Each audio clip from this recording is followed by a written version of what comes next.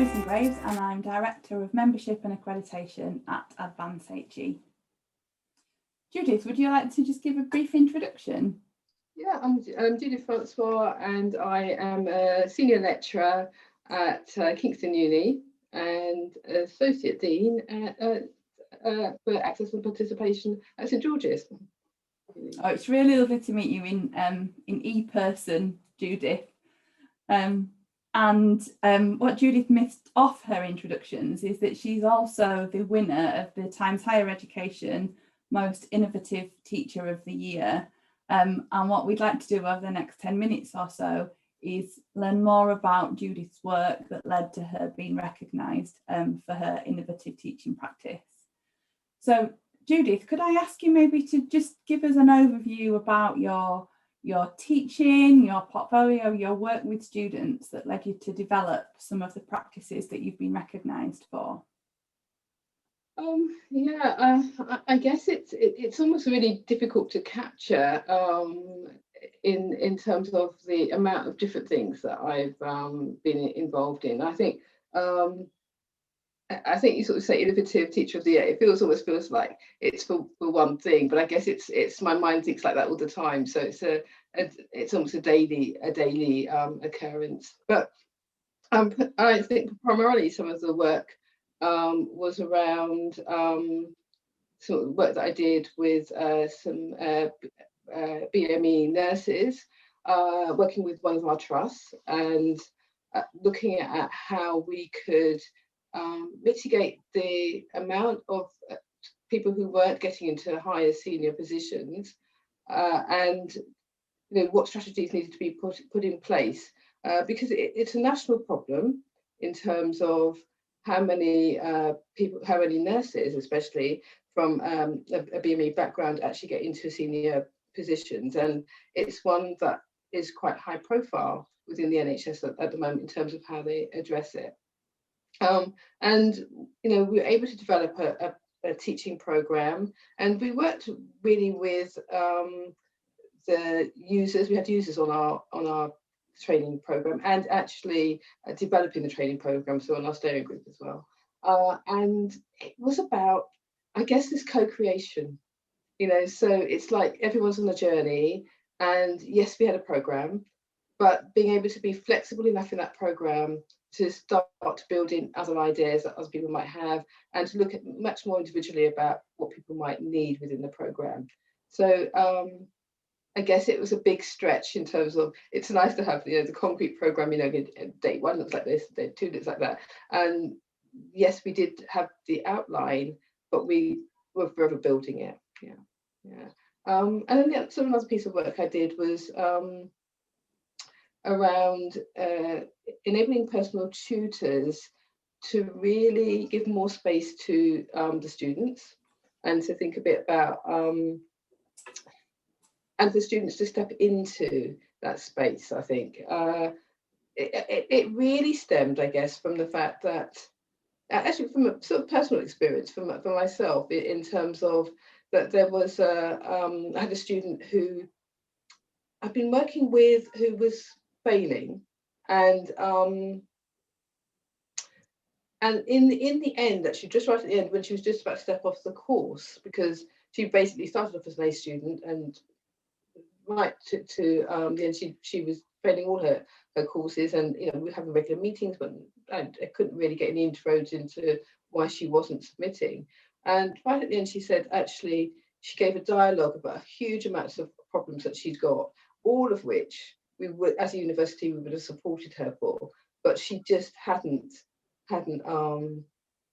disclosed them. And I thought, well, why was that? And I decided actually the fundamental issue was that that we asked the question, how are you? And I don't know about you, but if someone asks me, how are you? I've said fine before I've even... Fine, you'll be fine. Yeah. And I decided actually, that was absolutely the wrong question to ever ask anyone, and that we needed to find different ways of asking those questions. And so I came up with the idea of actually producing photographs. So they had photos. So the students, and actually training people not to ask how are you. So we had to first of all train the students so that they would come to the session, and the first part of the session would be that they would start the dialogue by looking at a photograph and talking their way through the photograph about how it represented them at that moment of time that they're in front of their tutor. And it's just a completely different way of just starting that, and the sort of dialogues that the tutors got were just, we were picking up other things that we would never have happened in a normal sort of personal tutor group. And so I had sort of lots of good feedback from that, and both from new personal tutors as well as established ones, saying how useful it was actually to change that dialogue, and actually used sort of using art in that way. I had consulted with there was a partnership going on with just different hospitals looking at how they could use art, and I used the artists, so community artists, to produce art which was going to be for that particular project. So we had I don't know, about 50 artists contribute to the project. So so it was really exciting opportunity to use different modes of actually engage as well. Yeah, fascinating. I really enjoyed reading your application and some of the things that you've developed, and that mix of that clinical leadership and management with the arts and the storytelling that allowed people to really connect. So I found that really inspirational. And I wondered, Judith, if providing personal tutor support in the environment that we're all working in is, we've got another layer of challenge and barriers to overcome through working entirely virtually. Just about hearing you. Sorry, could you repeat it again? Of course, yeah. I was trying to reflect on the value that some of the toolkits that you've developed and approaches you've developed, how they might particularly help us when we're working virtually, because it's even harder to have those conversations online. Mm-hmm. I think that I think that in terms of thinking about art virtually, I know some people have actually started to use that, and it actually, I don't think art transcends everywhere. So I don't know that it's more difficult to use, but I think it's about thinking about the possibility of it and finding suitable images that can be used. And in terms of the personal tutors, I think it's the difficulty you'd have at the moment is that there's so much going on. I think that's the main thing, is that there's so much information that people want to impart to people. So I think there's a bit of an information overload. And actually, I would say in teaching is what we need is much more space with less noise. And so I guess what I would hope to see is more space where we're not actually requiring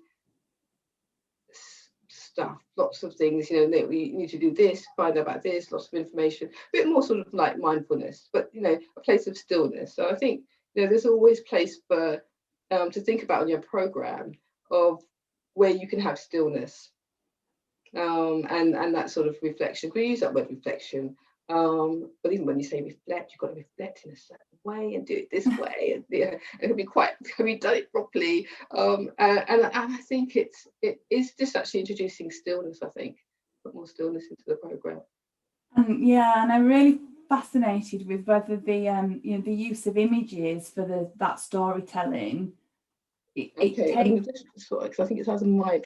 Let's take off from there. Okay, say it again, Alice. Is that better? Slightly better. Using the images for storytelling, and whether that allows people more ability to create that space, to kind of to be a human being rather than a human doing, and create that space for more personal reflection and engagement. Yes, I think storytelling in itself is again, it's just another, I guess I do it in lots of different ways. So if I'm teaching on, say, some of the leadership, I might say to them, okay, so what's happening at work, and get them to think about it in terms of, if they've got a problem, well, who are your villains and who are your heroes, and who, so almost sort of like telling a story in a different way. I think because we're all part of a story now, aren't we? We're all living a story. But we never really unpick who they are, and the stories always have the same thing. You sort of, you might be midway through your story, or but what's actually happening? Where's your direction, and what are you hoping you're going to have? So it's a bit like traveling on a road and not knowing where you're going to. So I think being in control of your story is really important, and I think you have to use whatever means that you have to enable people to have that story, and you can do it by using group work and getting people to talk about their stories in that way, and actually to say to them, okay, so what are you going to say to your villain, and what does the hero look like, and are you the hero, who is the hero, and what are the qualities of the hero? So getting people to really use the principles of story and to into the reality of their lives as opposed to something fictional. And have you had to overcome any challenges to help people move into that way of thinking and working? Did some people take a little bit of convincing?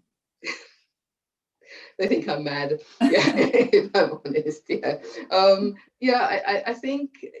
I think it's the example. You have to take the people who are like-minded to help other people understand, because especially when you're teaching things such as leadership, everyone, it's a subject that people always strive for. They think this is the thing that's going to get me places. And if you go to any airport, when you could, you would see sort of books, lots of books on leadership, and people want, what's the technique and how do I get there? And so I think people quite often approach leadership in that sort of way. What are the solutions, and how can I step into those solutions? And so you need someone who's sort of a bit like-minded, who's prepared to actually move a little bit before you can, and demonstrate it before you can get other people to join in, because that it requires some sort of vulnerability to think of yourself as being vulnerable, acknowledging, that you're vulnerable, and that's quite a hard thing to do for lots of people. So I find by getting an ally, if you like, to start that process, and so to put themselves into that space is quite often what's needed before people can feel safe enough to approach things in that way. So if there are people that have read about your award and have listened to this, are there any advice that you would give to people that want to try some of these techniques and how they might go about getting started? Well, I think it depends on who you are, and I think what happens is that as individuals we always go to like-minded people. So if you're not a creative person, it's quite likely that the people that you've got in, who are around you might have the same sort of viewpoints of you. So you need to actually perhaps be much more outside of your box. So maybe think about not necessarily the people just within your circle, but people who are external to your circle, because that's what brings the richness. And equally, if you think you're really innovative, that just having a lot of innovative people around is not good either. So because you need that mixture in terms of teaching. So people, will question you. Someone will say, well, what do you mean and how? And so all the bits that you haven't thought about, they'll bring in, and so you can actually then sort of adjust your program. So you've thought about the different styles of approaches. So I would say mingle, mingle, and perhaps bring in people that you would not normally do into your discussions. Super, thank you, Judith. I really enjoyed talking about some of the aspects of your practice that you've been recognised for, and congratulations again on your award. Thank you.